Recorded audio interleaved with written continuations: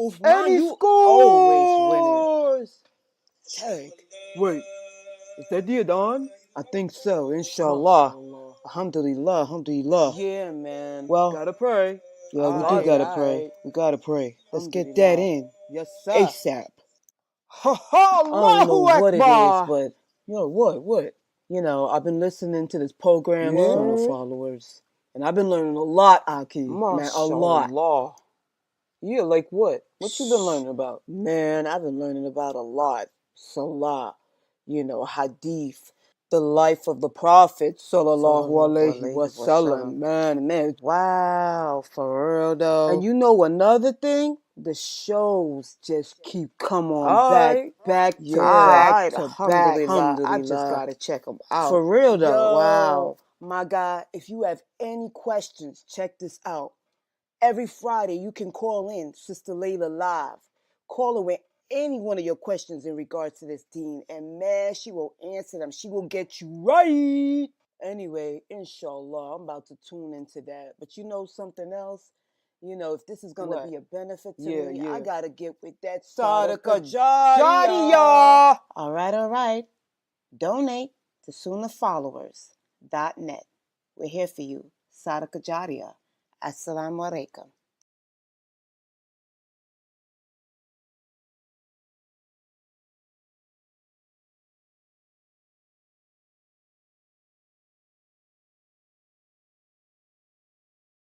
My name is Sully, better known as Pious. I can help with surahs, so I can recite. My name is Suhaila, memorizing surahs, reading the Quran, and practicing the Sunnah. My name is Mommy, better known as Ummi. Islamic education is key to the family. We tune in every day to learn something new, and Sunnah Followers is helping us, and it could help you too. Tune in every day for new programming. Stay tuned. And much more. Assalamu alaikum. Wake up in the morning, hands and feet get wet, my Lord. Get wet, get wet, my Lord. Wet, my Lord. Wet, my Lord. Wake up in the morning, hands and feet get wet. Get ready for our conversation, deep and in depth. Obligations are serious and need to be met. So I prepare so I won't forget. Go ahead and make a good intention. Yeah. You can wrap up some good things. Yeah. Make a donation to the side and go from left to make it right. Just remember and don't lose sight. Jannah is the goal. Jannah is the goal. Jannah is the goal. Hey, I got a couple questions for y'all. The first one, who is your Lord? What is your religion? Who is your prophet? Now, I know this sounds crazy, but if you're one of those people that have been trying to get information and you come across this, or even this. All right, take a listen. Assalamu alaikum. I am Sister Laila Nasheeba, the Managing Director and founder of Sunnah Followers Online Islamic University. As you know, we have classes every day beginning at 6 p.m. Eastern Standard Time. And we cover everything from Aqidah, which is your belief system, to Seerah, which are the stories of the Prophet, sallallahu alaihi wasallam, the story of the companions. Please join us every day beginning at 6 p.m. Eastern Standard Time. And we are broadcasting and streaming live on Facebook, YouTube, LinkedIn, DLive, Trovo, and Twitch. Assalamu alaikum wa rahmatullah. Proper Aqidah, Quran and Sunnah, Quran and Sunnah, Minhaj and Aqidah, actions speak louder than words, Sunnah following kids, come with me. Gotta work hard to get to heaven.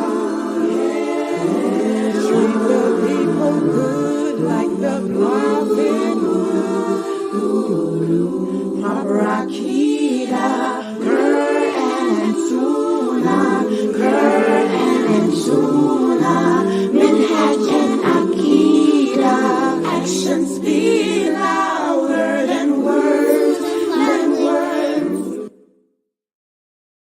Ask Sister Laila live, Sister Laila live, weekly for the show at the hour. Ask Sister Laila live, Sister Laila. Invite your friends and family, make it cozy. Ask Sister Laila.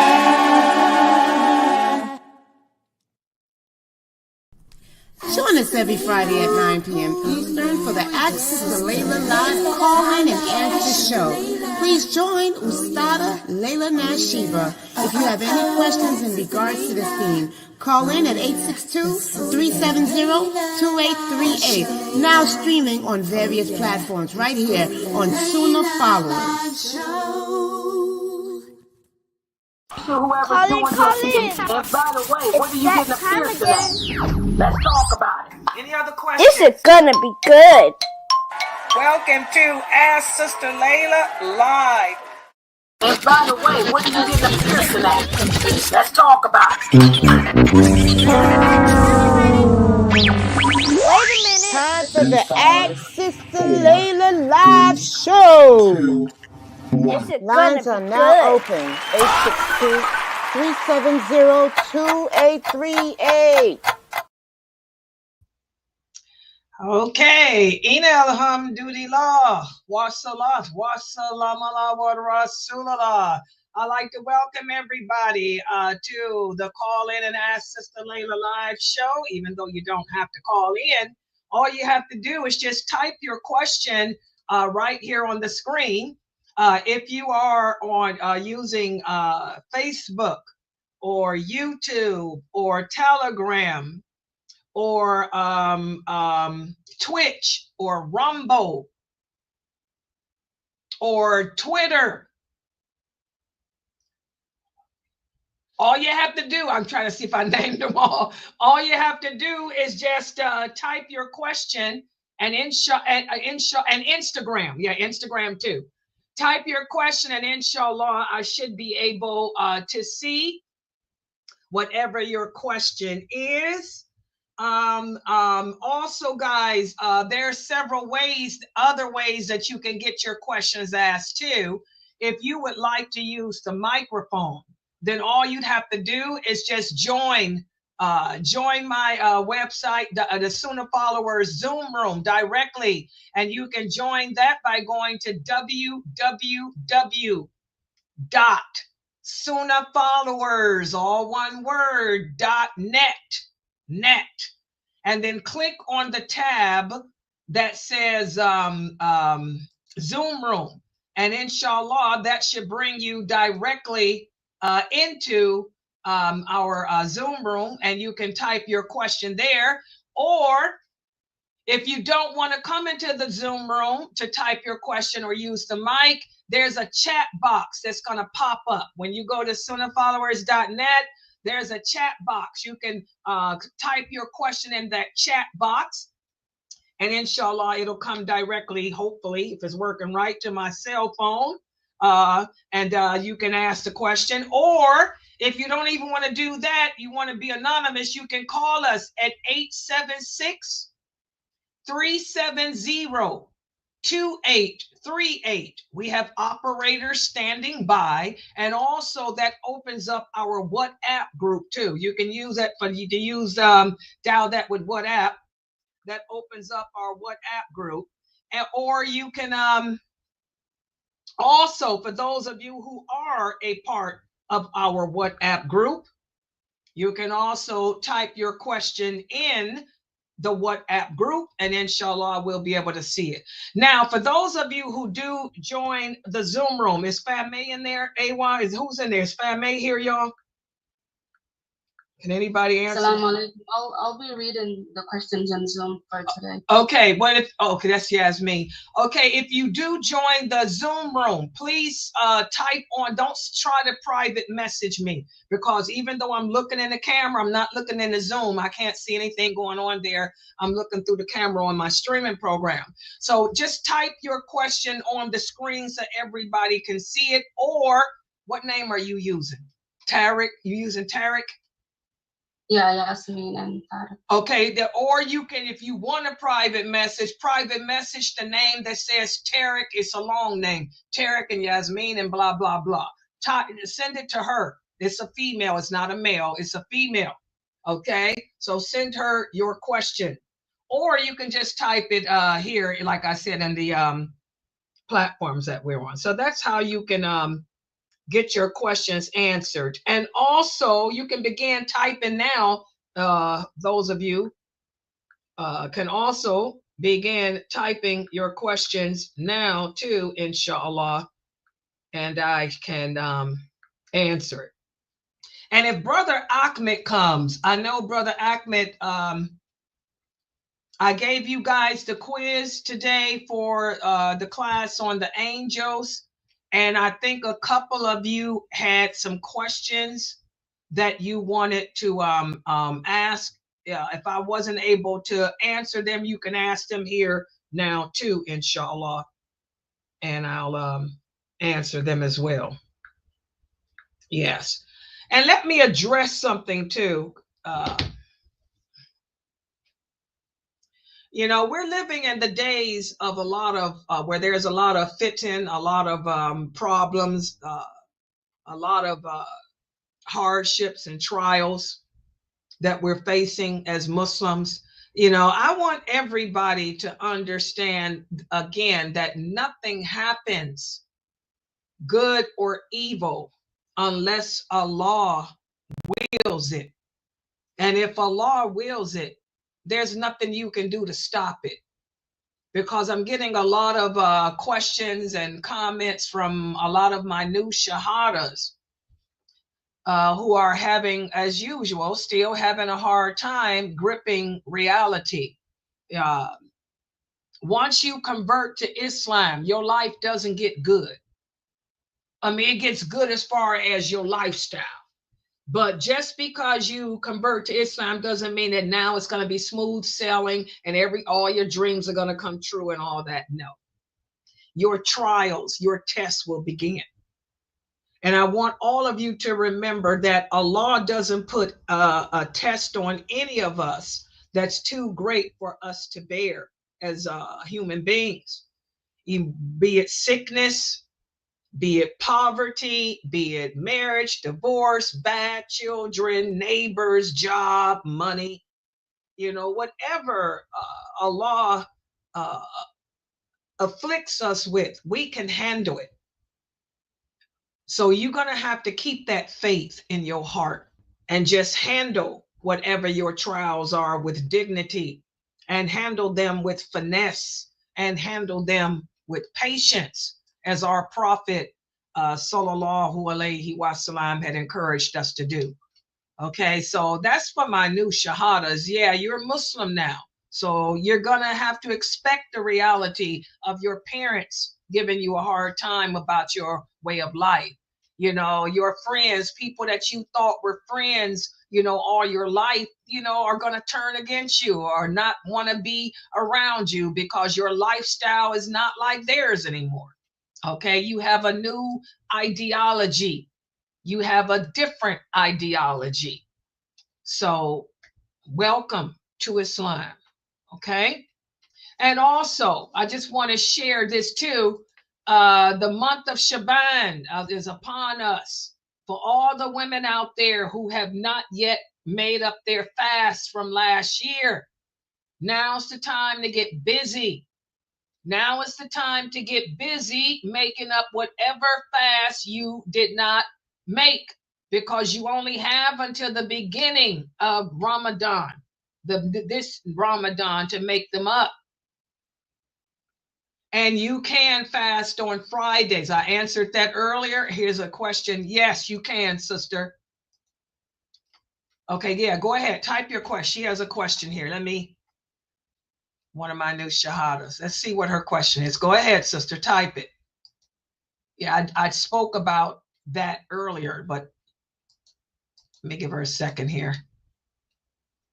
Want to make sure that my my new shahadas really understand this thing. Okay, her question is this. She said that she was told by another Muslim woman that she can make up her fast from Ramadan, but she cannot fast on Friday unless she fasts the day before and the day after, or the day after. So she said she asked the woman to please show her the evidence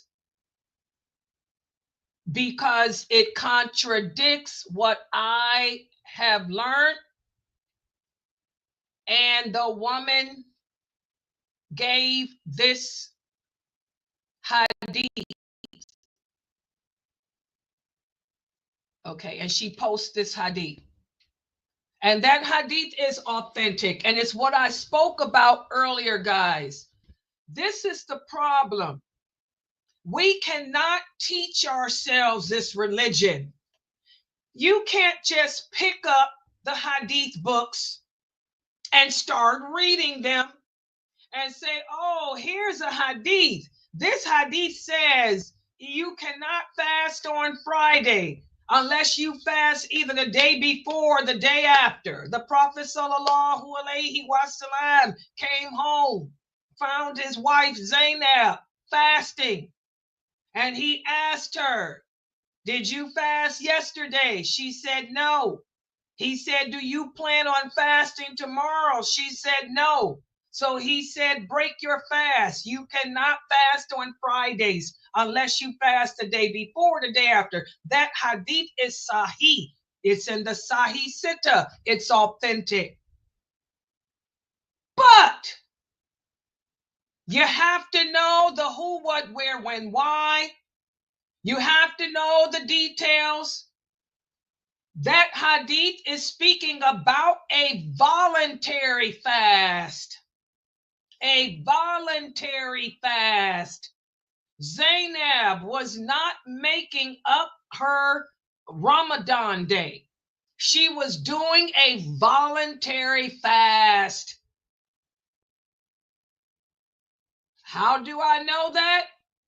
I'm going to tell you simply. If you read that hadith in the Fusha, which is the original Arabic, it uses the word that in Arabic translates to a voluntary fast. See, this is, I'm telling you guys, the science of the hadith, the science of the Quran.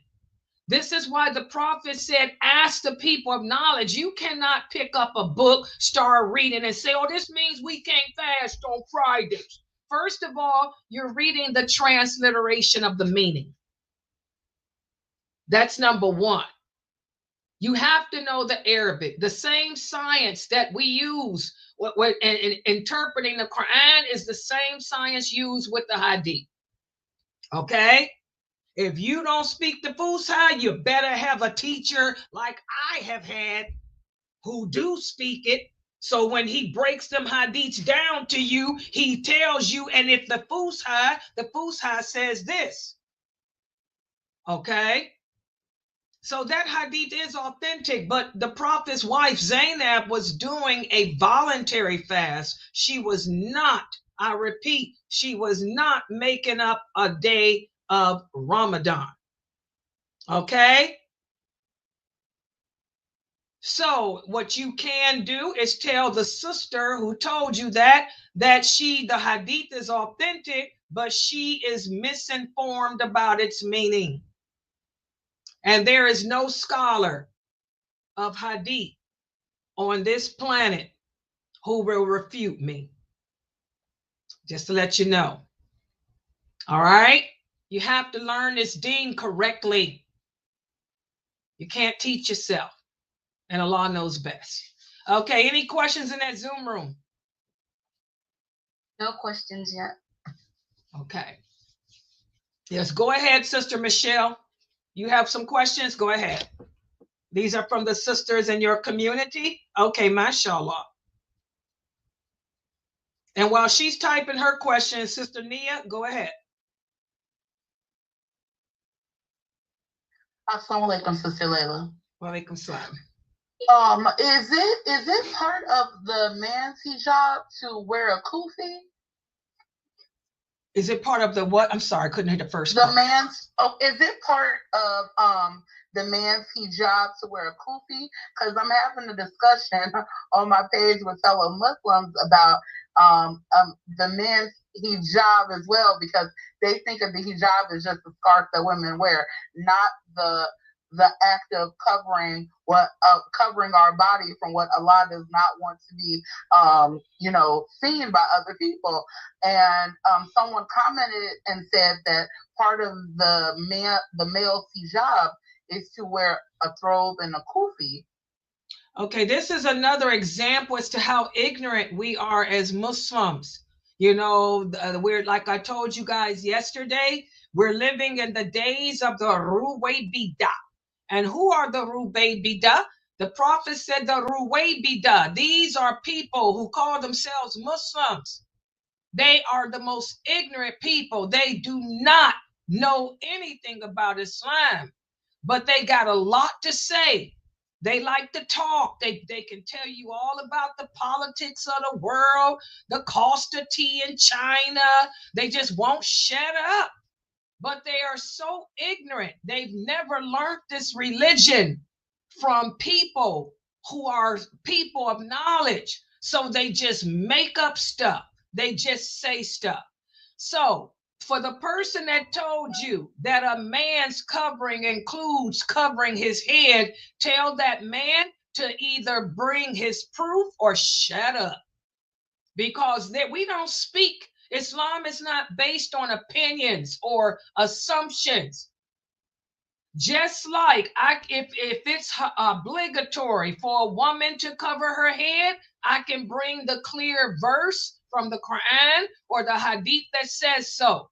So to shut down that conversation, just go to whoever typed that and say, dear brother or sister, please provide the authentic proof that a man must cover his head, and tell them to not use Arabic because they don't understand Arabic. They don't understand the meaning of hijab. Tell them to just type in English. So maybe if they type it in English, they can learn their religion properly. That's the problem. We're learning Arabic. So tell whoever said that a man must cover his head and wear a thobe. Let's say thobe in English. Thobe means a robe. You want to know what thobe means in English? A robe or a covering of a robe. Tell them to use English. If he's going to say that a man has to cover his head and wear a garment that comes down to the ground, tell them to please bring the authentic hadith and the verse of the Quran. That'll make the person not argue anymore, and it'll also teach that person their religion, because they got to do a lot of searching, because they ain't gonna find no such crap. That's how you shut down the Ruway Bidah. That's what the Prophet told you. You have to shut these people down, okay? Because they're making the religion ugly. They're making it harsh and strange. So just shut them down by telling them, can you bring me the evidence? Because Islam ain't based on your opinion or assumptions. Where's the hadith? Plus, that person will learn that they have to go search. They'll be searching for a lifetime. Okay. Okay, Michelle. Okay, I see some of your questions here, Michelle.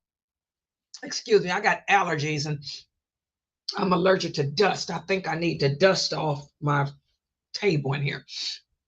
Okay, one of your questions,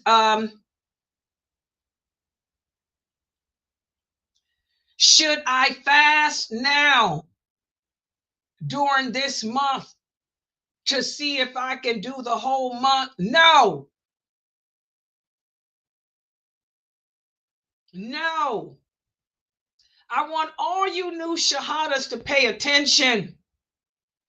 First of all, we have a hadith, whereas the Prophet sallallahu alaihi wasallam told us that after the 15th day, there shouldn't be no fasting at all, unless you're making up one of the days that you owe from last Ramadan, or it's a habit to fast on Mondays and Thursdays or 3 days out the week. Okay. Secondly, if you remember, the Prophet Muhammad sallallahu alaihi wasallam said Allah loves for us to do voluntary deeds according to our capability. Okay. And without overburdening ourselves. If we spent the whole month of Shaban fasting, what's going to happen, guys, when Ramadan starts? Can anybody guess? If I fasted for 28 days, if I did 28 days of fasting for this month, what's going to happen the next month? Can anybody tell me? You're going to be burnt out.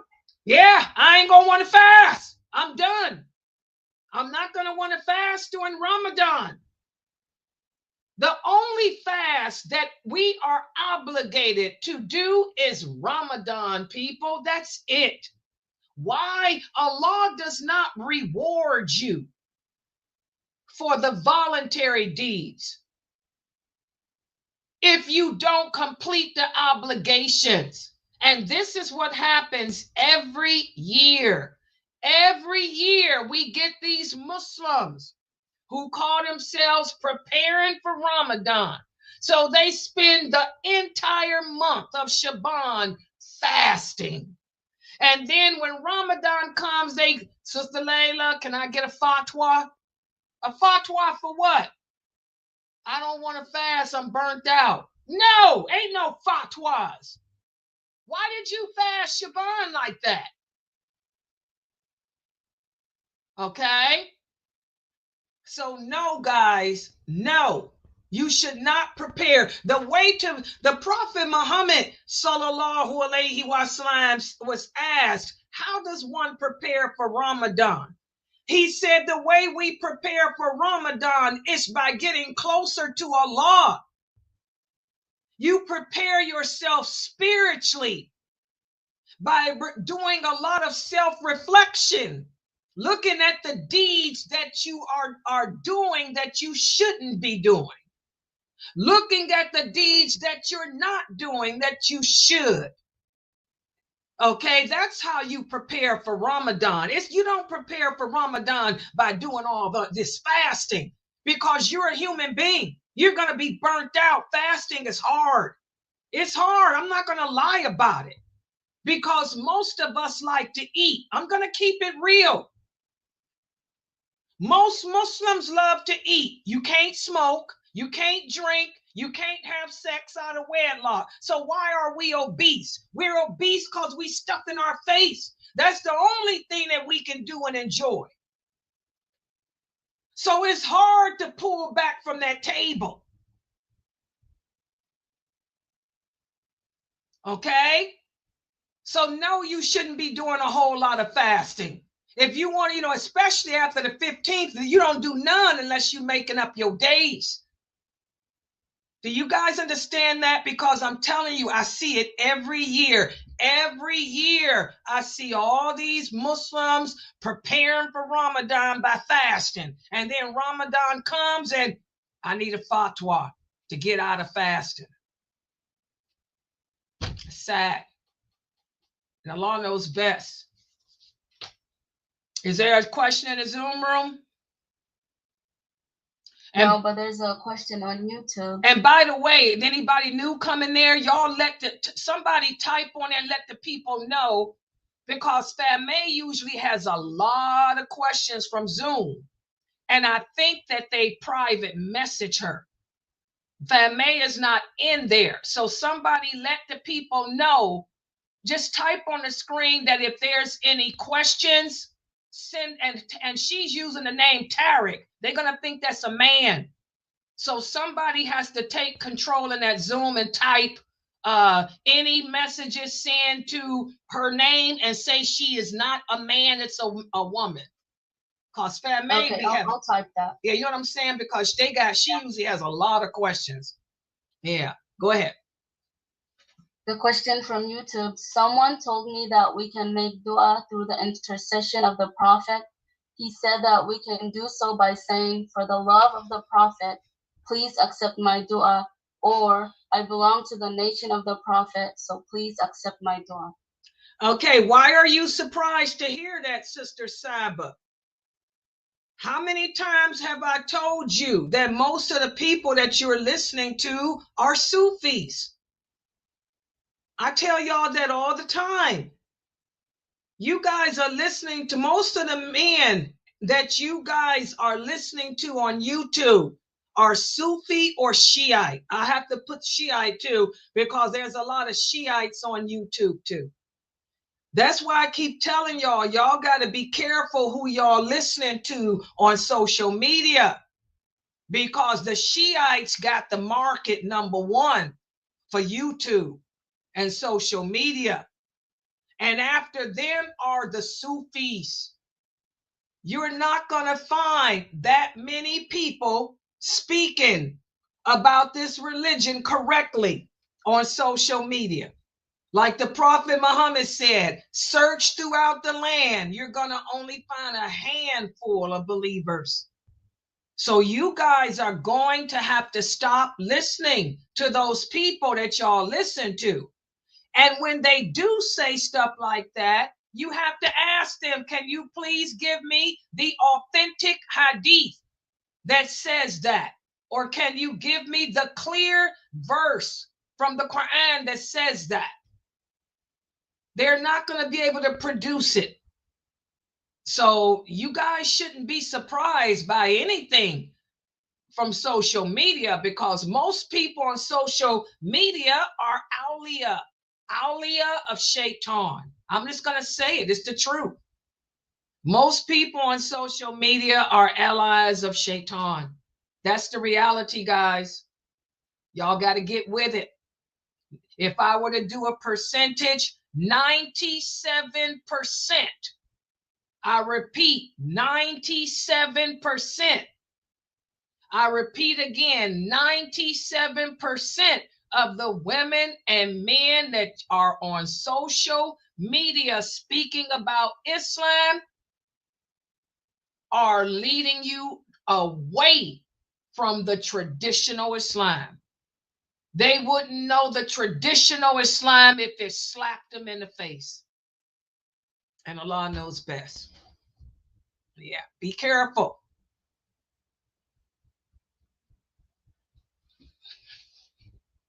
Okay. Next question. Yeah, go ahead. I'm sorry.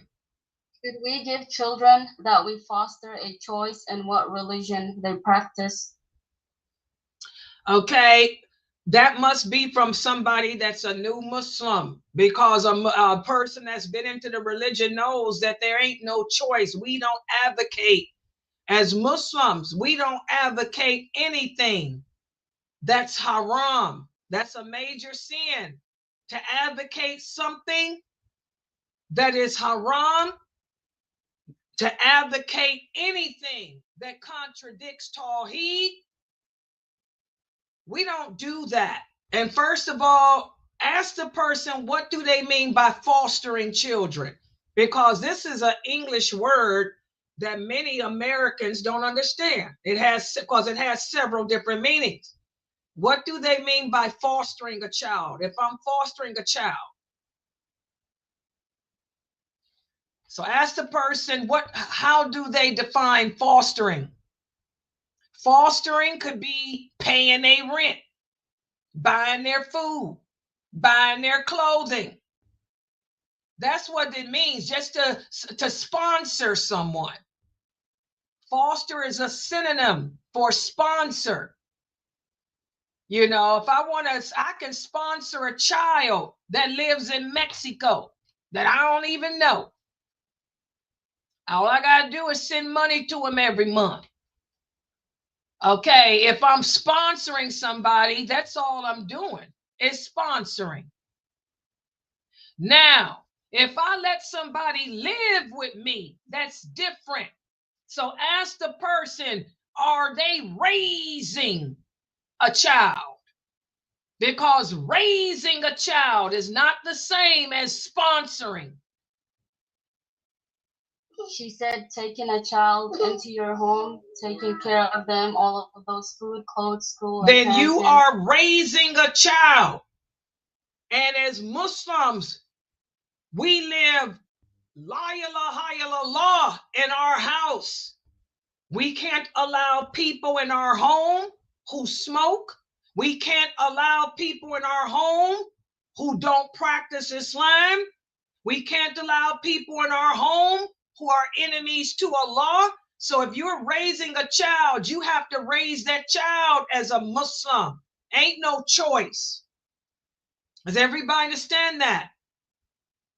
Either you're going to be Muslim in my house or you can't live here. And that happens. A lot of us have children. We raise our children Muslim. We were talking about that earlier. And then what happens? The child gets puberty. The child turns 16 and decides, guess what? I want to smoke weed. Or I don't want to pray. I don't want to practice. What do? We tell them, get the heck out of our house. Okay? So if you raising a child, you have to raise that child by our belief system. La ilaha illallah, Muhammadur Rasulullah. We don't tell no child to pick if you want to be gay or pick if you want to be a lesbian. Decide if you want to be a Christian, a Jew, a witch. That ain't Islam. So that had to come from a new Muslim. So all new Muslims, y'all understand that. You are a Muslim now. You have to raise anybody in your house has to respect your religion. If they don't respect your religion, they ain't in there. Any children that you have, they either live by your laws or they got to go. They got to bounce. Ain't no drugs, ain't no sex, ain't no alcohol, ain't no drugs, and you gonna pray in this house. If the kids can't respect your rules, what are they doing in your house? Send them back to their mama or turn them into the Child Protection League, whatever they call them. And Allah knows best. That's some serious stuff. That's why we have a high apostasy rate. That's what we were talking about earlier today. Why is it that in America, we have a high apostasy rate amongst our children? Because we're not raising them Muslim. We're letting our kids do what they want to do. Now, this child ain't even yours. This is somebody else's kid. Why would you let somebody else's kid come in your house and live like a Nicki Minaj or live like a dope dealer? Oh, no. No, if you want me to raise your kid, then you're going to live by my laws. Otherwise, you can go to social services to somebody else. And Allah knows best. Hope that's clear. Okay, here's another question from Brother Ahmed. I was wondering what your question was earlier. Brother Ahmed's question is, Sister Laila, was Eve created by Adam? Was Eve created by Adam? Okay, Brother Ahmed, do any human being have the power to create another human being? Do you have the power to Frankenstein create a human being? Man is not capable of creating anything. We cannot even create a flower. Okay? Who is the creator of the world? Who is the creator of all things? Allah is. Okay? All Allah has to do is say be, and you become. So Eve was created by Allah, just as Adam was. Allah created Adam first, and then he created Eve after Allah had the soul blown into Adam. He created Eve to be his wife because Adam was lonely living amongst the angels. And Allah created Eve from one of Adam's ribs. And don't ask how, because Allah can do whatever he wants. He can pick a rib, he can pick up this ink pen and say, become Eve, and it becomes Eve. Okay? So the thing for you to remember in order to be a believing Muslim is only Allah is the creator of all things. He created Adam and he created Eve, and Allah knows best. And if somebody tells you differently, again, you guys are going to have to be careful of who y'all are listening to on YouTube, because YouTube has more Shiites than anyone. And after them, Sufis. And Allah knows best. Yeah, even I didn't know that YouTube had so many Shiites, man. They're everywhere. They're ridiculous. Yeah. Shiites are just, yeah, the Shiites have their own books. They don't even deal with the Hadith books that we use. They got their own Quran. I don't know where they make up so much stuff it ain't funny. Yeah, I don't know where these people, and the Sufis are just as bad. They all have a problem with the lordship of Allah. That's why I went over Tawheed al-Rububiyya with you guys. All of these deviant groups, what makes them deviant is they all have a problem with the lordship of Allah. Tawheed al-Rububiyya. And if your Tawheed al-Rububiyya, the lordship of Allah, if you don't believe in his lordship, the rest of you is done. That means nothing else about you is anything. Exactly. Okay, any questions in Zoom? Can men sleep on silk bed sheets or bed covers? MashaAllah, this is a good question. I'm glad the person asked it because I meant to answer this question 2 weeks ago. One of my new shahadas, who was it? I want to say his name. Brother Yusuf. And I hope he listens to my recordings. So if you ever hear this recording after tonight, Brother Yusuf, I forgot. Because he's another new shahada from off of Reddit.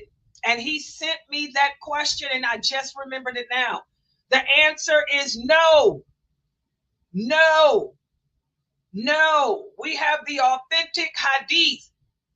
Whereas the Prophet Sallallahu Alaihi Wasallam said silk is forbidden from the males of my nation, but not from the females.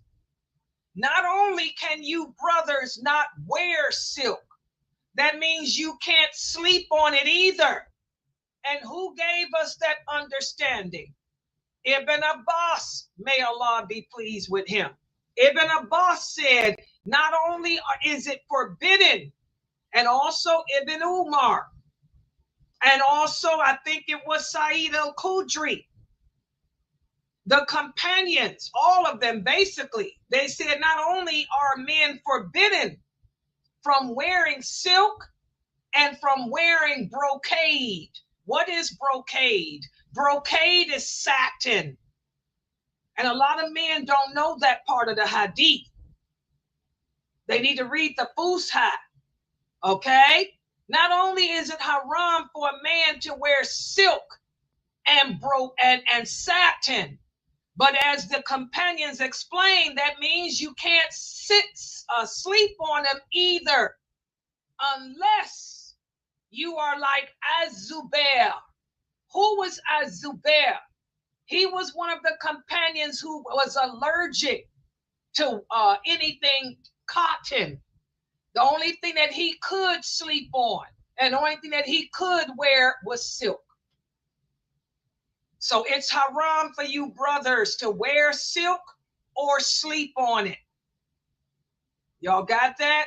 And that includes satin too.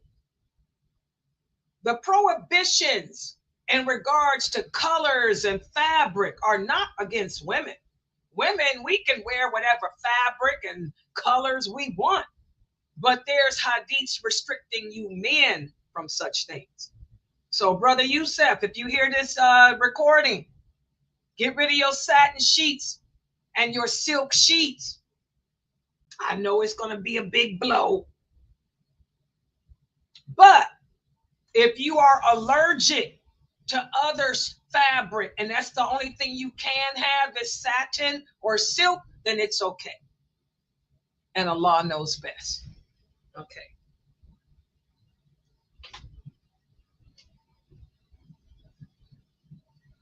Okay, Brother Ahmed, what do you mean by bold branding? What do you mean by bold branding? I know what bold means. Bold means strong. Branding has many different meanings. So what are you talking about? You can't just put a category like that out. Okay, what do you mean by bold branding on a shirt? You have to be more explicit. Because when you guys read these hadiths, and I know he's talking about a hadith, but I want him to look it up.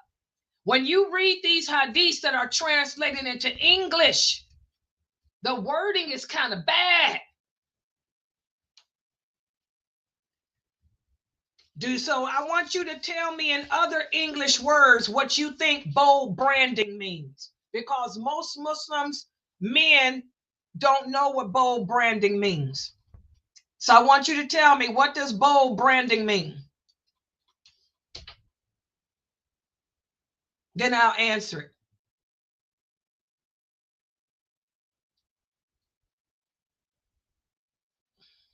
Okay, well, yeah, use some different words. Break it down in simple words so I can explain it to you simply. And the other new shahadas can learn too. Because you got to be careful with these English words. Can I try? If you want to, yeah, go ahead. By bold, did you say bold branding? He said bold branding. Oh, like a shirt with the word Gucci written very large. That's something not like that. That's not what it means. Okay, see, well then I'm happy I'm learning. That's why I want him to. Yeah, and that's what I'm saying. Most Muslims don't know what they mean. That's why I tell y'all to have a dictionary and also be careful with the transliteration of meaning. So I'm waiting on him to retype it. Because I don't want to sit here and give an answer that somebody used against me because I'm answering based on what y'all say. There's a wisdom to answering questions. That's what, like, you know, one of the things Sheikh Morsi used to say, you know, there's a wisdom to answering questions. Not everybody is qualified. Very few are. You got to be able to read between the lines and know what people are talking about and know language and stuff. Yeah, so retype. Okay, what's an example of a bold word?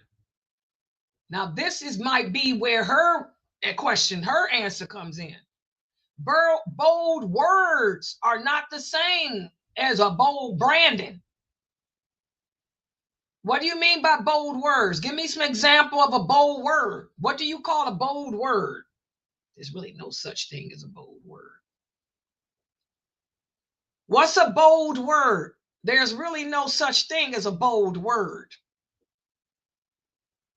So what are you asking, Ahmed? I'm going to make you work for this answer. I'm going to make you work for it, bro.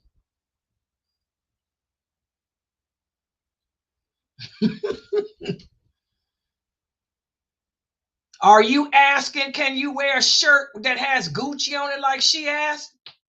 That was a simple question. Is that what you asking?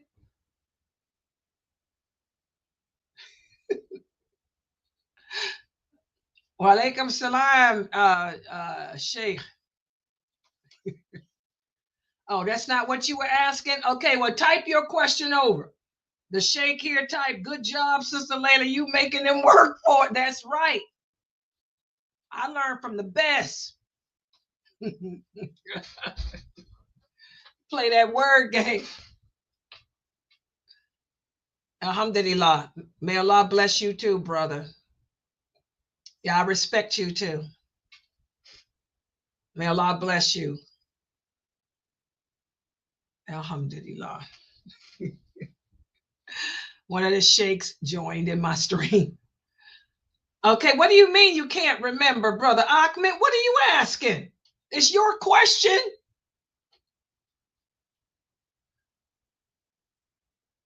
Are you asking about designs?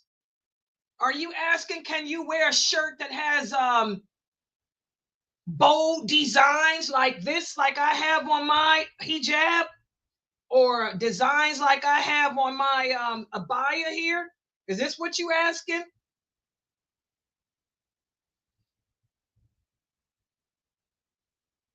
He don't know what he asking. You asking for someone?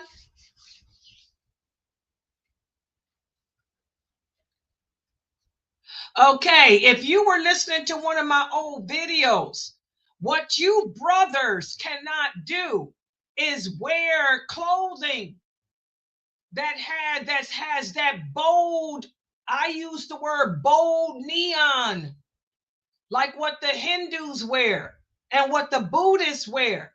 A lot of brothers ask me, Sister Laila, can we wear yellow? Can we wear red? Yes, you can wear red. Yes, you can wear yellow. But the hadith that they're confused about is the hadith that speaks about saffron orange color. That's bad translation into English. That's why you have to learn that Fusha. What the Prophet sallallahu alaihi wasallam has forbidden for you brothers is wearing garments like what the colors of what the Hindus wear and the Buddhists, that neon orange, that neon yellow. Because number one, this is imitating them. They're pagans. And remember, the Prophet Muhammad sallallahu alaihi wasallam taught us to do the opposite and be the opposite of the pagans, to not imitate them. We don't want the men of this nation to be confused as a Buddhist or a Hindu. That's why, the men of this nation can't walk around being like monks, looking like a monk and all that, imitating the Christians. So that's lecture that you talking about was me breaking down the correct word that I would use that most people that speak English understand is neon. That's what that hadith is speaking about. That neon color, orange and yellow that the Buddhists and Hindus wear. Yeah, that's the colors that's forbidden for you brothers. Okay, Sister Nia, what about you? Do you think you can you wear, I'm gonna ask you this question, Nia. Can you wear a shirt that has Gucci or something on it? Yes, but not if it got anybody's face on it, right? No, the question is, yes, we can. Yes. And what about no faces, right? What about like faces? If I had a shirt on it with Aaliyah. Okay, we have the authentic hadith, whereas one of the companions, Amir ibn al-As, he said that when the Prophet sallallahu alaihi wasallam spoke about that, not pictures of people and animals, that was on, it did not include fabric. That's not for fabric. So yes, you can wear a face on fabric. Okay, but I wouldn't want to do it. Why would you want to wear a picture of a kafir?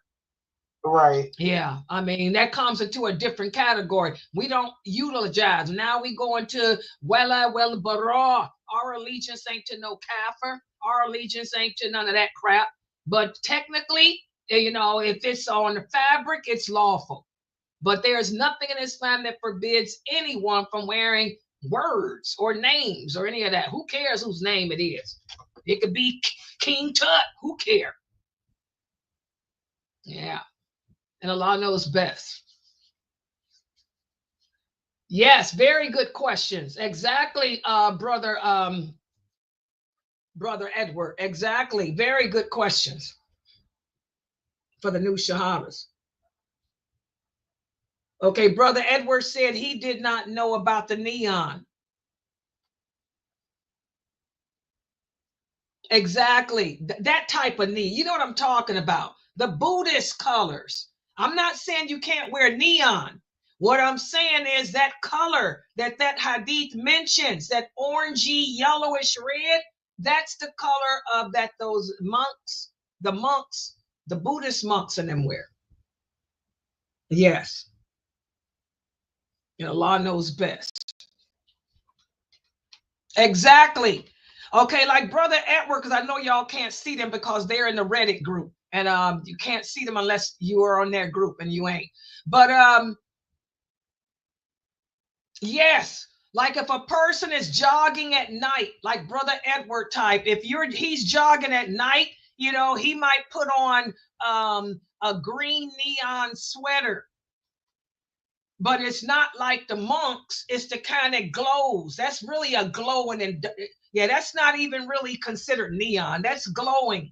Exactly. That's lawful. You can do that. But this is talking about those colors. Yeah, those are the colors that you have to stay away from as a man. And Allah knows best. Exactly. Any questions in the Zoom room? Who are the people we are obligated to keep ties of kinship with? Wait a minute. What is this thing here, y'all? Y'all see that? Oh, I'm looking at my screen. How I get this stuff down? Oh, okay. Hold it, y'all. I'm fixing it. I don't know what that Laila Nasheeba thing is. Oh, there it is. Okay. Okay, go repeat the question again. I'm sorry. I had to fix Who are the people we are obligated to keep the ties of kinship with? Everybody that's kinship. Y'all know what the word kinship means? Somebody get a dictionary, because this is important. I keep telling y'all we got to know the meaning of kinship. What's the meaning of the word kinship? Can somebody go to dictionary.com and read it? For the new shahadas here. Allah says, do not cut the tie of kinship. Anyone who severs the tie of kinship has severed the tie with me. That's what Allah says. It says it's a noun that means blood relationship. There it is. That's it. Allah didn't say mother, daddy, son, uncle. He said kinship. Kinship means anyone who is related to you by blood. So that includes everybody. That includes all your descendants and ascendants who are related to you by blood. Now y'all see, you have to keep good ties with your kinship. Exactly, Brother Ahmed. All your relatives. You can't say, well, because this is my cousin, I'm not going to talk with them, but I'll talk to my uncles. No, the kinship. And a lot of people are going to be in hell because they don't keep the ties of kinship. Yeah, you can't sever it. Sever means to break. Yeah, we can't break the ties of kinship out of anger. You mad at me, you know, because I didn't call you, or because I don't celebrate birthdays. So because I don't celebrate birthdays, you're going to cut me off. You're going to say I'm no longer related to you. I'm no longer your kin. That's what severing the tie means, to break it completely off. Yeah. Unless the person is an enemy to Islam or an enemy to Allah or the Prophet or an enemy to you, then that's different. There's always exceptions to everything, and Allah knows best. Yeah. Any other questions in there? If a person is praying and you need to leave out the room, but if you do, you will be walking in front of them. Can you put the sutra in front of them and leave out the room? Okay, remember what I taught you guys about the sutra. You're supposed to walk in front of the sutra. You can't come between me and it. Okay? They're supposed to walk around the sutra. They can't come here. They can't squeeze between me and it. And yes, if you're at home, you know, and you got a bunch of kids running around the house and all that crazy stuff, then you're going to have if you can't go in your bedroom and close the door. Now, if there's a wall and you in a room with the door closed, that wall and that door closed is your sutra.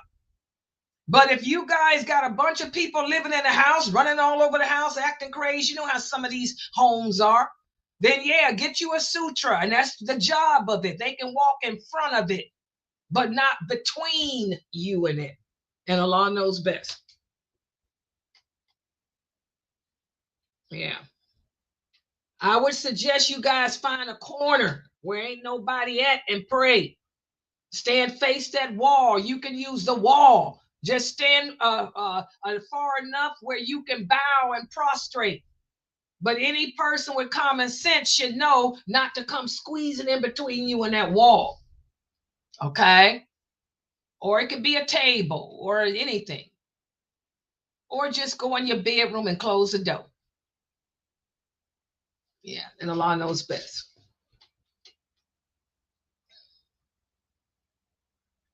If I wipe over my hijab, but I take it off throughout the day, then when I put it back on, can I still wipe over it?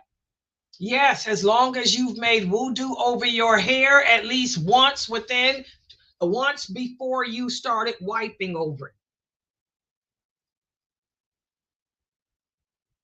Is it okay for us to try and hold one wudu from one prayer to the next? The Prophet's companions used to do it all the time. I do it too. What's wrong with that? There's nothing in Islam that forbids that.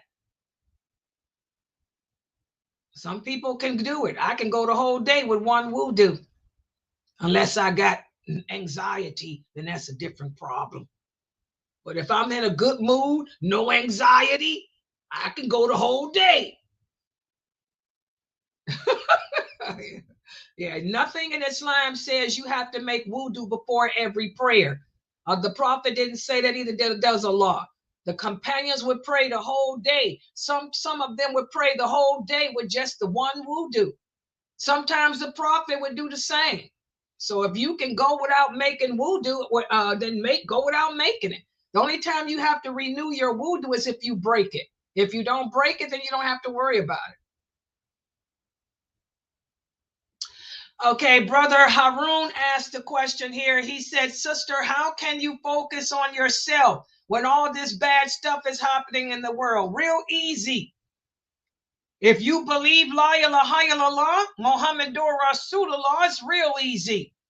Because Allah teaches us, Allah tells us in the Quran that everything that happens in this world, good and bad, comes from Him. So are you in denial of Allah? We all believe in Allah as Muslims. We know that ain't nothing happening unless Allah wills it. The war in Gaza is happening because Allah said, die, let the war happen. Y'all got to snap. You Muslims today have got to snap out of this. This is like I told you guys, the lordship of Allah. That's where we lose it. That's where we lose it. Most Muslims today do not believe in Tawheed al-Rububiyyah, the lordship of Allah.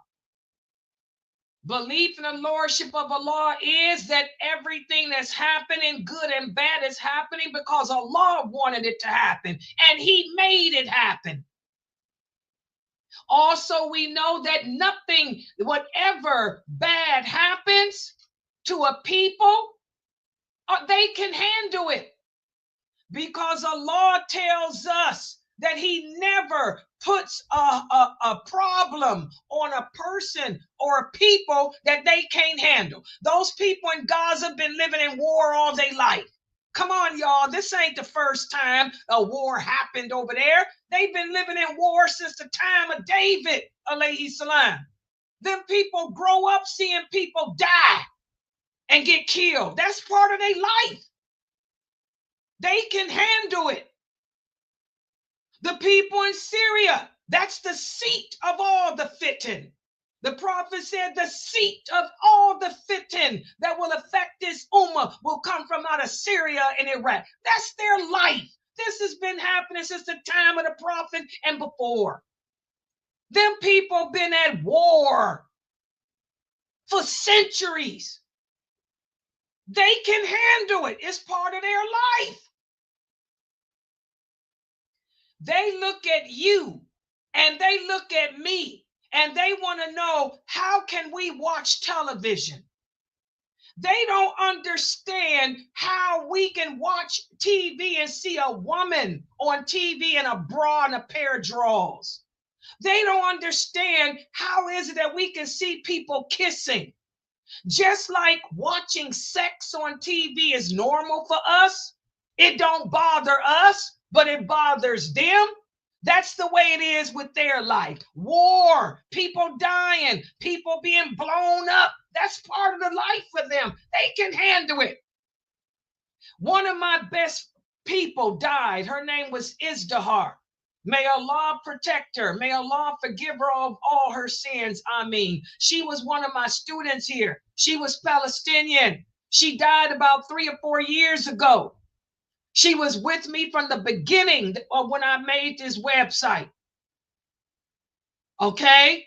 She used to tell me all the time. She used to say, Sister Laila, because she would go home to visit her family over there in Palestine. She would say, Laila, it's part of life. There ain't not one person in Palestine who ain't lost family members. If you sitting there talking about you ain't lost a family member, they look at you like you crazy. It's a part of their everyday life. Who got killed today? Who was martyred today? That's a part of their life. So why are you Muslims freaking out over Allah and his decree? They look at you and me like we crazy, Harun. I have had people ask me, how do you watch that TV when people are naked? Oh my God. How can you live in America? I got relatives who live in the Middle East. My father was Arabic. They say, how can you live in America with all that filth going on? It's a part of my life. Allah doesn't put a burden on anybody that they can't bear. And whatever test he gives us, it's according to where we are in our relationship with him. So you Muslims around the world got to wake up and stop blaming Allah for his decree and learn to submit. There's a lot going on in the world. So what? There was a lot going on in the world during the time of the prophet too. The companions were at war from the time they converted to Islam until they were martyred. They were at war. That was a part of their life. The war's still going on over there. That's a part of their life. What's wrong with you people? This is why the Prophet sallallahu alaihi wasallam said the strong believer is more loved by Allah than the weak one. Y'all got to stop being weak. And I'm going to tell you what makes you weak. Failure to learn your religion the correct way makes you weak. You Muslims have to learn Tawheed ar-Rububiyyah. You need to learn the lordship of Allah. Once you learn Tawheed al-Rububiyah, then you'll be able to accept, submit, and accept that ain't nothing happening unless Allah allows it. Like Allah says, if all mankind were to come together to help you, they wouldn't be able to lift a finger unless I allowed it. And if all the creation were to come together to hurt you, they wouldn't be able to lift a finger unless I allow it. That's the problem, guys. Muslims today don't understand Islam. We don't understand the meaning of La ilaha illallah, Muhammadur Rasulullah. We can't get past Tawheed or Rububiyah. And we cannot get past Wala wal Bara. And that's why we're weak.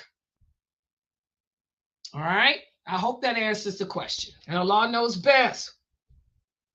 You better stop it, brother. You better pull yourself together. Allah is going to ask you, who are you to question my decree? Who are you? You said you believed in me, but you didn't. Y'all better pull that together, Muslims. Okay, next question. What's in the Zoom room?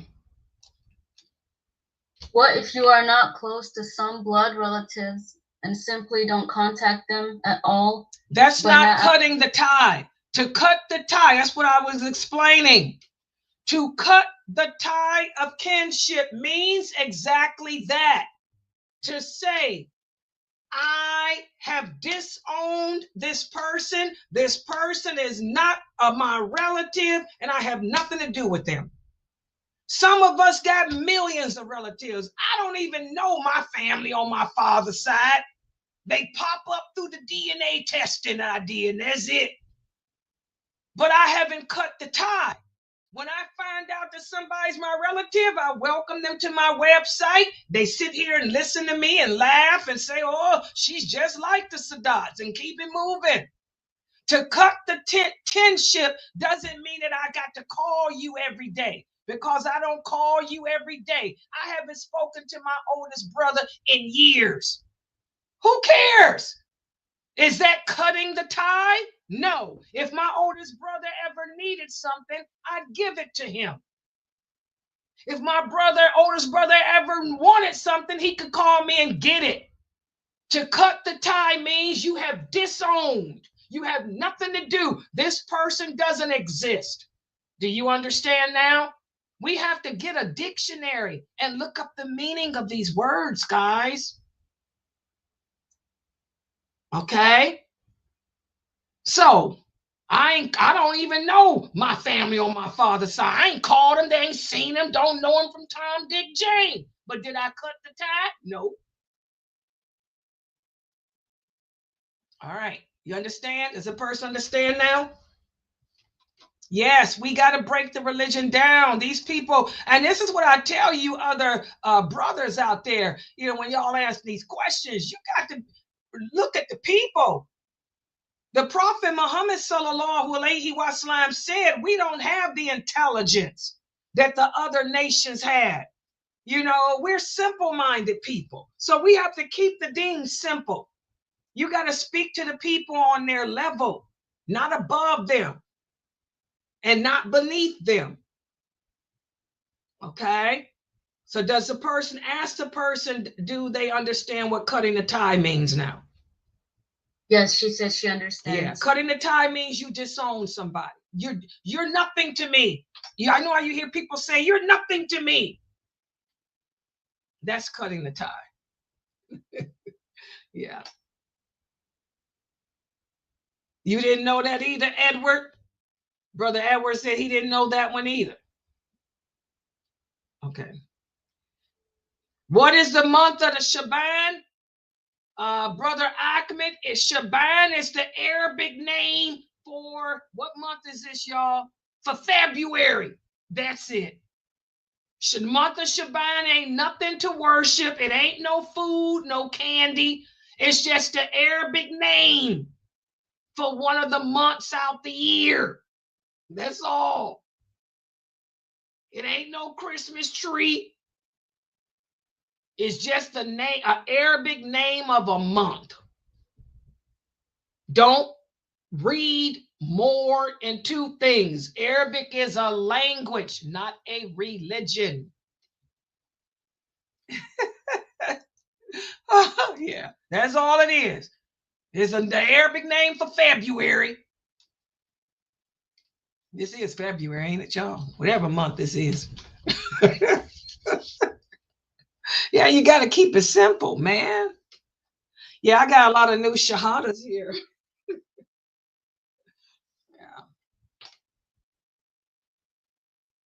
Yeah, it's just a month. No, it's not a place. No, that's the Kaaba. No, that's the Kaaba. We make Hajj to the Kaaba, sister. No, Shaban, this is the month. Okay, it's a month of the year. Yes. Oh, you thought it was something like the Kaaba? Huh. That's why these brothers need to start using English words with y'all too. You brothers, when y'all speaking about the religion, don't sit there and with all this Arabic. These people speak Anglo.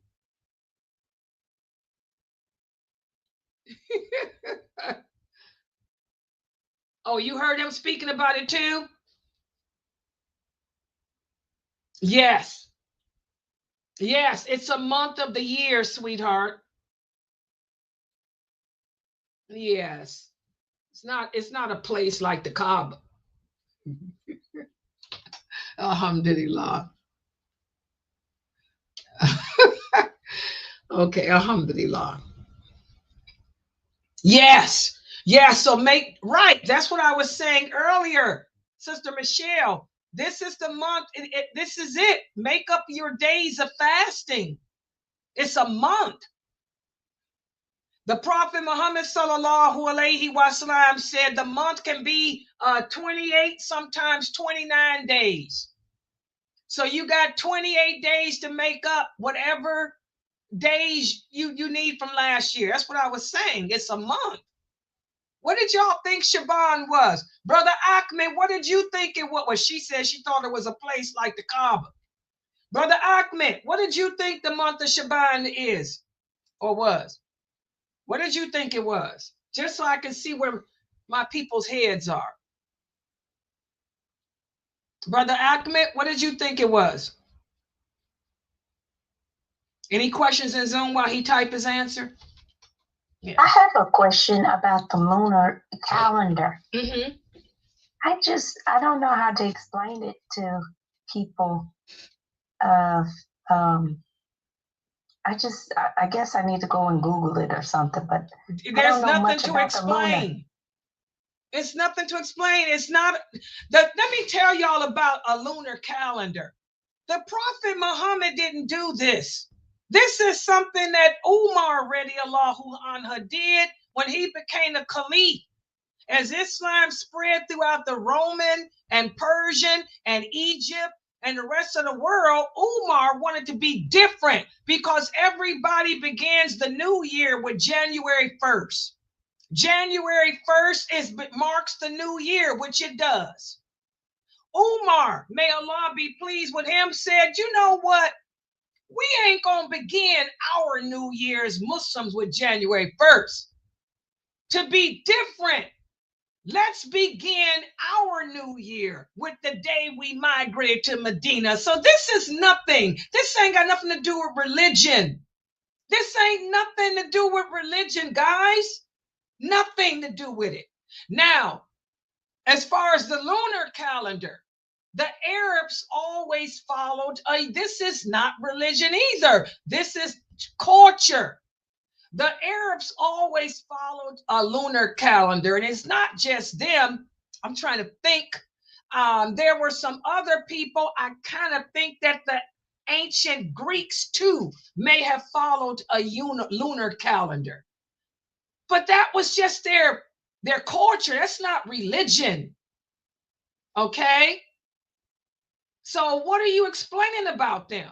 There's nothing to explain. It's just that we don't follow the traditional calendar, the sun, we follow the moon. As far, not follow it, but our stuff centers around it. But is it a religion? I mean, y'all making a big deal out of nothing.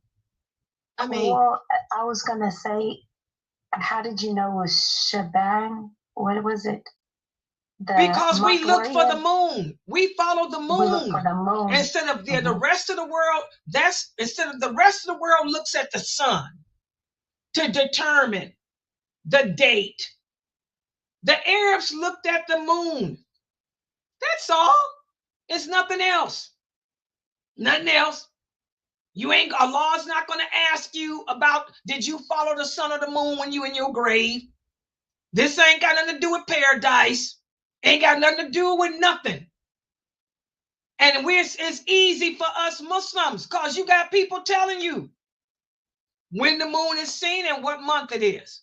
So why y'all making stuff hard for yourself? And I'm doing this for the new shahadas. Why are y'all making this religion hard? By focusing, this is what Shaitan does. Shaitan, your personal jinn, he makes you focus on things that are not important.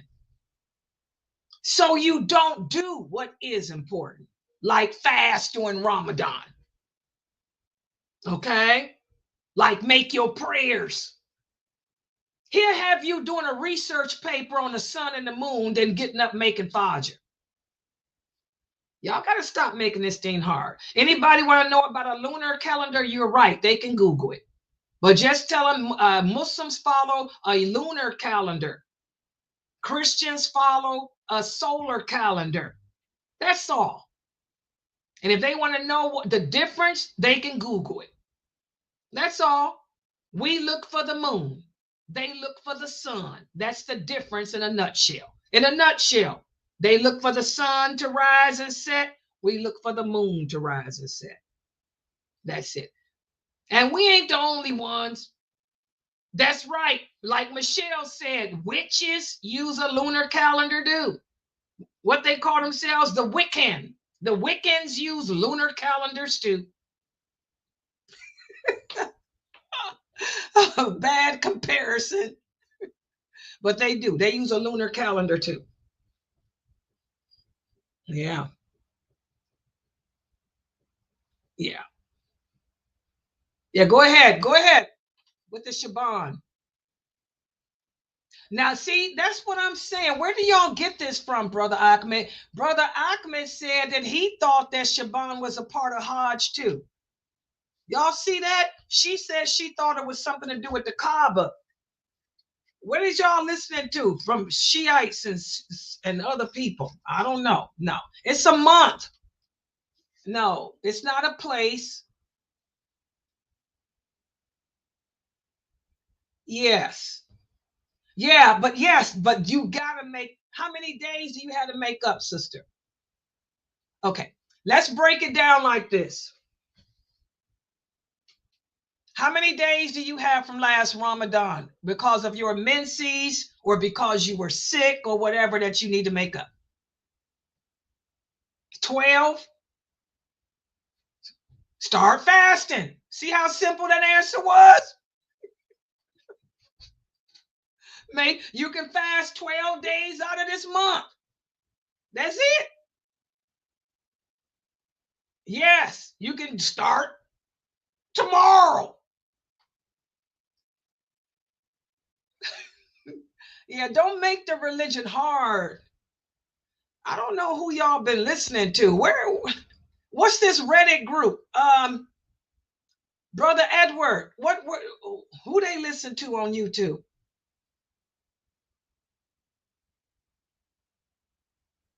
I know you're trying to get them to just listen to me, but who were they listening to before me?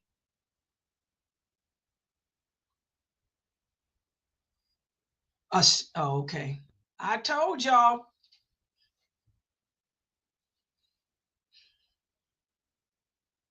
I ain't never heard of him, but the name sounds funny.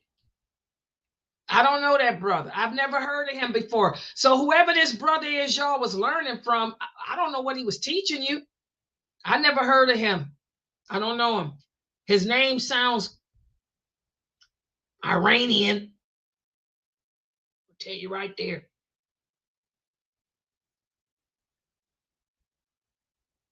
Yeah, I'm pretty sure he doesn't. Yeah, well, just don't listen to him anymore. I don't know what he was telling you guys. I don't even know him. I never heard of him. They come a dime a dozen a day. Yeah. Okay, any other questions? Are we not supposed to blow on our food? I'm trying to learn etiquette. Okay, there is nothing. I repeat, there is nothing. I repeat, there is nothing in Islam that forbids you from blowing on your food to cool it down. What people are doing is they misinterpret. Once again, the people will read a hadith and totally take it out of context. They will take a hadith and twist it around to mean something that Allah did not say. And this is what we talked about in our Aqidah class. This is called speaking about Allah and his religion without knowledge. Okay, you don't want to be a person that does that. That's why the Prophet said you have to ask the people knowledge. There is a hadith, and what's the source? Bukhari and Muslim. Whereas the Prophet sallallahu alaihi wasallam said, when you are drinking from a cup, do not blow into the cup as you're drinking. Instead, take a sip and then rest. Then take another sip and then rest. And take another sip and then rest. But do not drink and blow into the cup. That's really bad translation into English. But what the Prophet was saying is, do not chug a lug. You know how we call it chug a lug? I'm going to drink my coffee. And yeah, I work out with weights. Yep. And when I'm drinking my coffee, I'm just going to drink it at one time. There's another hadith. The Prophet said, do not drink like a diseased camel. I'm going to go, and I'm blowing. Y'all see how I'm blowing into it? Okay, we can't do that. The Prophet said, take a sip and then put the cup down and breathe out. Take another sip and then take the cup down and breathe out. You don't want to be like the Bedouins were. You know, the Prophet came to teach us good manners, and the Bedouins didn't have good manners. They used to drink like a camel. They would chug a little and one goop and one. We can't do that. The Prophet said, drink and then put it down. Drink, then put it down. Don't blow into it while you're drinking. And by the way, when you blow into a glass while you're drinking, what happens? You get acid reflux like I got. That's one of the ways I got acid reflux. Because when I was a kid, I used to do that, and my mother used to get on me. She used to tell me, you're just like your father's people. Because I would do that. That's probably why I got acid reflux. Yeah, it leads to indigestion and gas. Yeah. Yeah, so that's the hadith. You know, you can blow on your food to cool it off, but don't drink and just put your nose in the glass and, you know, don't do that. And Allah knows best. I hope I made that clear. Is that clear? Does that make sense? Yes, ma'am. Alhamdulillah. Alhamdulillah. Did that person ever say where they dalil is about a man having to wear a tabush? Nope. That's right. Yeah, and by the way, you brothers know that, right? Every brother here knows that covering the head is not a part of your dress code. That's for women. Okay, you brothers, your private parts are from your navel to your knee. The aura, the word is not hijab. The word is aura.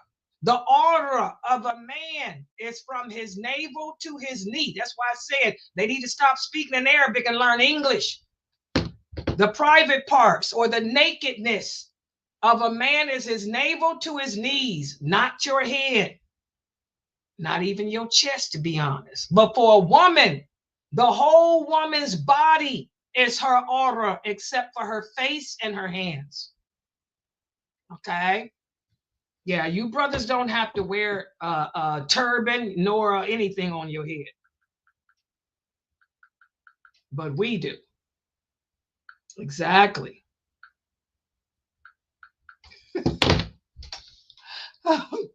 Yeah. Any other questions?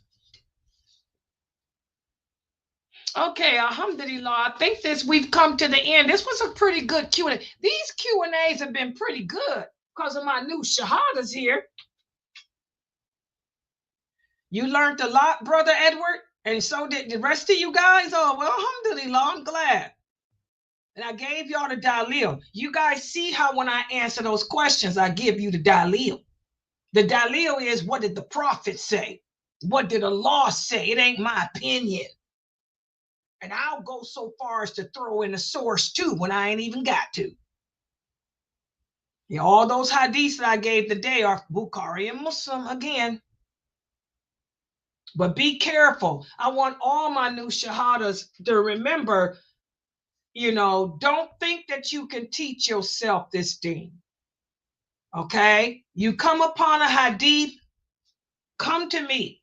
Ask me to explain it. Ask me, is this what it means? You don't want to walk around thinking, that you can't blow on your food to cool it off. You got a baby and you're getting ready to feed your baby, and you're going to rather than blow to cool it down, you're going to just put it in his mouth and burn it. No, that's not true. Okay. Yeah. I have a question, Sister Laila. Okay, go ahead. I've always heard, and I've never read it, so maybe you can clarify for me. But when you're going inside the restroom, they said do not mention the name of Allah, because that's where the shaitan likes to reside. So I don't know. Didn't we just go over that? No, we hear that from the Sufis all the time. I think we talked about that in my prayer class. Didn't I go over that, guys? Yes, ma'am, a couple days ago. Okay, yeah. Let me hear if you can remember. What did we talk about that? Okay, now, go ahead. No, go ahead. I'm sorry. One more time. You said about the bathroom. Because what is we were asking about if we could pray in the bathroom, and then you followed up with that question. And what did you tell us? I knew you forget. Yes, listen, I don't forgot the question because I was looking at these dang on dogs. Please ask the question again because I know the answer to this one. Okay, the answer is, you were asking me about mentioning Allah's name, right? Right? Yeah. Okay. Out of respect for Allah, you do not want to mention his name while you are, finish the sentence, people, defecating or urinating. And that's what happened is we had the hadith, whereas the prophet went behind a tree to answer, because they didn't have toilets and bathrooms. He went behind a tree to answer the call of nature. And one of the companions gave him salams and he did not answer. So when he got through, he came out from behind a tree and he said, the reason why I did not respond was because I was in the process of answering the call of nature, and I did not want to mention Allah's in a name in a disrespectful way. So it mentions nothing about a bathroom. They didn't have bathrooms back in those days. Like I told y'all, we can pray in our bathroom, eat in your bathroom. I can live in fact, I just bought me some new stuff. I can live in my bathroom, put a TV in there. I'm good to go. Put a microwave in there too. Okay, they didn't have bathrooms. They used to go behind a tree and stoop and urinate and defecate. Or they would dig a trench around the village, and the people would go into the trench and stoop and defecate. Do y'all get it? So out of respect, I am not going to mention Allah's name while I'm sitting on the. Now, if I'm sitting on the toilet, is that appropriate to mention Allah's name while I'm sitting on the toilet defecating? What do y'all think? Sister Layla, listen, one time I about lost my life and I needed to pray. I was having a hard time in there. You can pray. We ain't talking about, I'm talking about this. Let's stick with this. If I'm sitting on the toilet in my bathroom, we got a bathroom. They didn't have bathrooms. I'm sitting on the toilet in my bathroom and the telephone rings and I answer it. I say, hey, what's up? Is that okay? Yes, because I'm defecating. Yes. But did the prophet say it's haram? No, he said respect. So that's why. But now if I'm standing up at the sink brushing my teeth and you come in the bathroom and say, Assalamu alaikum, I'm home, can I say wa alaikum salam? Yes. Yes, because I'm not urinating. I ain't defecating. I'm brushing my teeth. If I'm standing up in the bathroom talking to Latifah and I say Allah subhanahu wa ta'ala said this, Allah said that, is that appropriate? Yes, I'm not urinating. I ain't defecating. But even if push came to shove, like Nia is saying, you in prison. Your whole cell is your bathroom. You're sitting on the toilet. You're about to have a heart attack. Or say you at home. I have acid reflux. I have GERD. I'm sitting on the toilet defecating and I feel a heart attack. Can I say, oh Allah, forgive me of my sins. La ilaha illallah, Muhammadur Rasulullah. What do y'all think? What do you think, Layla? Yes. Yes. This religion is simple. Y'all have to stop making this religion hard based on these ignorant people who are ruway bidah. If I'm on the toilet urinating and defecating and I'm about to die, don't y'all think I'm going to try to say La ilaha illallah, Muhammadur Rasulullah? Nowhere does a Prophet Muhammad say it's haram. But just out of respect, if I can show respect and wait till I get off the toilet, fine. Do y'all understand that hadith now? But he wasn't, he was stooping. He was stooping to urinate. Okay? But if push come to shove, guys, and you having a heart attack or you sick and you on that toilet, it don't matter. You better pray. You better pray for some help. Or like Nia said, you in prison somewhere and all you got is a toilet to sit on and you making salat. Prayer is legal. That's why I say these Muslims just don't understand their deen because they don't believe Tawheed or Rububiyyah. Everything goes back to Tawheed. That's why we're messed up. Exactly, like Sister Pamela said, when you learn this religion the right way, it becomes so easy. Exactly. It's not hard. You think I'm going to sit there on the toilet and have a heart attack and not say, La ilaha illallah, Muhammad Rasulullah, Allah, let me be with the righteous. I don't care if I'm defecating or not. Oh, yeah. Yeah, any other questions? If you talk about something someone did that wasn't necessarily good, but you don't mention a name, is it still backbiting? Okay, that's a whole different topic. There's exceptions to backbiting, but in certain circumstances, it has to and depends on who you are, all the who, what, where, when, why, all that is in consideration. For example, me, I am a daya.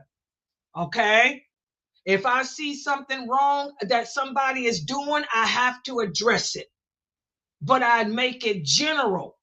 Just like the imam, if the imam knows somebody in his community doing something that they shouldn't do, he can give a khutbah and address it, but make it general, meaning not mention the name. So, but now I don't know who you are and what you are, but there's exceptions to backbiting. We have to be careful of that. Another exception is to warn people. I can mention your name if I'm trying to warn people against your evil. Okay, so there's a different backbiting is a whole different topic, and I'm gonna do a class on it, inshallah, one day. But it depends on who you are, what the circumstances were, and all of that. And Allah knows best. I do it a lot. I have to. The imam of the mosque in your mosque probably does it a lot too. We have to. We have to speak out against the evil. If we don't, then Allah will punish us all. But now, who are you and why would you do it and who is it to? I don't know, so I can't answer. Yeah. Yeah. Any other questions?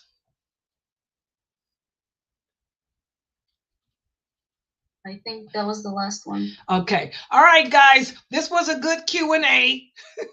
I'm proud of all of you. All of my new shahadas, all of my old Muslims, I'm proud of all of you. And by the way, I can see the growth in all of you too. Brother Edward, I look at you when you first came from the Reddit group. Boy, you've grown in your understanding of this deen. Sister Sandra, you've grown in your understanding and practice, and marriage becomes you. I know you just got married and marriage becomes you. Sister Margaret, you've been coming to me for 3 weeks and I can see the growth in you already. The UN family, mashallah, the UN family, you guys are dynamite. Sister BK, mashallah, dynamite. Pamela, you know that you and your family have grown stronger and everything. I can see it. Brother Ahmed, all of you. Brother Harun, keep coming to my classes. Try to come to my 6:30 class every day, Brother Harun. If you've been feeling down like that about what Allah is doing in the world, that's because you have to understand that He's in control.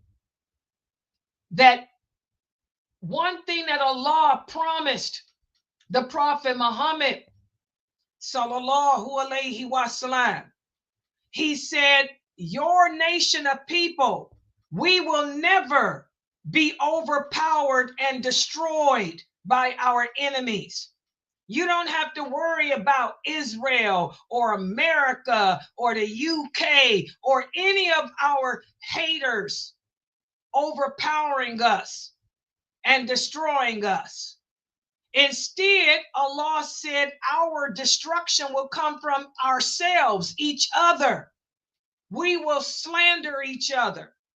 We will lie on each other. We will oppress each other like you see us doing today. So we ain't got to worry about our enemies.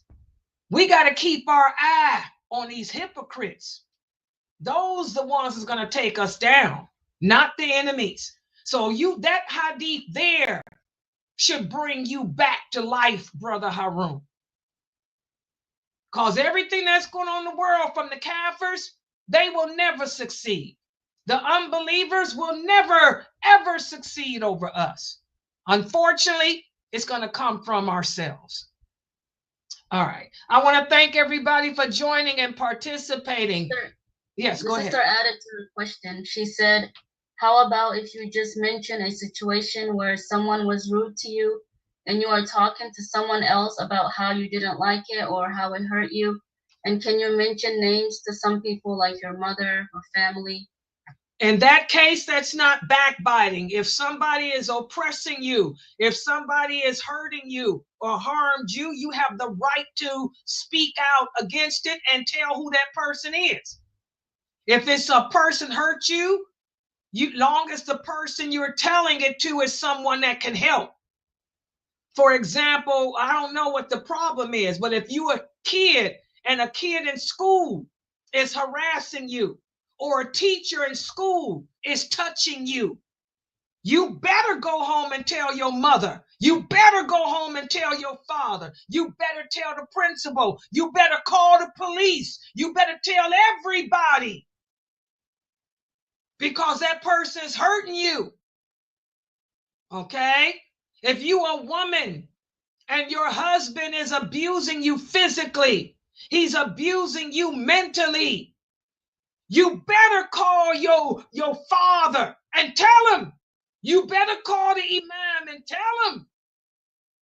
Get out of that house if he's hurting you physically. Get out. So if it's somebody harming you, then that's not backbiting, because Allah hates oppression and Allah hates injustice. Okay? And Allah knows best.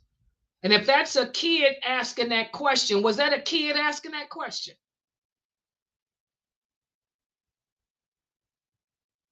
Yasmin? I'm not sure. I don't think it's. If you are a kid asking that question and somebody's touching you or harming you, you better get on that phone to your parents ASAP and the police. SubhanAllah. It's too much hanky-panky stanky going on today. In the name of Islam. Okay. All right. Any other questions or comments? That's right. The brother here says, that's right. Too much hanky-panky stanky. Oh, yeah. Mm-hmm. Okay, guys. Tomorrow is Saturday, and I don't have any appointments tomorrow. Yeah, I had my blood test done today. God, they hurt it. But tomorrow we have my class at 6:30.